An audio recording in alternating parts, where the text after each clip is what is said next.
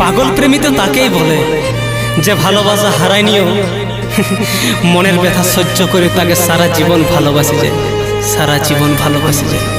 আজ মরিয়া মরিয়া ভাবে ভাবে কাটাচ্ছি জীবন।